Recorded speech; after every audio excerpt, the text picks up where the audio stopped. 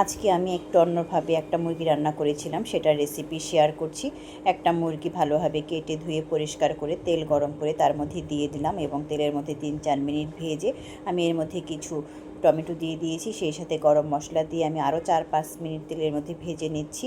আর যখন মুরগির মাংসের কালারটা চেঞ্জ হয়ে এসেছে তখন আমি এর মধ্যে পেঁয়াজ, রসুন, আদা বাটা দিয়ে দিলাম প্রায় 3 চা চামচ। আমি 3টা একত্রে পেস্ট করে রেখেছিলাম। কিছু পেঁয়াজ কুচি, খুবই সামান্য পরিমাণে ধনিয়ার গুঁড়া, পরিমাণ মতো দিয়েছি আমি হলুদের গুঁড়া এবং পরিমাণ মতো লাল মরিচের গুঁড়া, স্বাদ মতো লবণ দিয়ে সব কিছু আরও তেলের সাথে 3-4 মিনিট ভেজে আমি ঢাকনা দিয়ে ঢেকে মুরগিটা কষিয়ে নেব।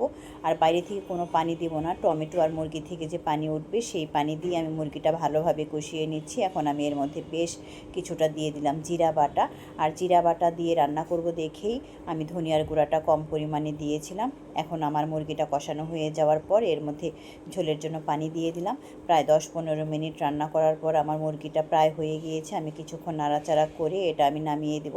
আসলে এই ধরনের একটা মুরগির তরকারি হলে ভাত, রুটি, পরোটার সাথে খুবই ভালো হয়। আর বাচ্চারা এইভাবে মুরগি রান্না করে দিলে সেটা খুবই পছন্দ করবে। ধন্যবাদ।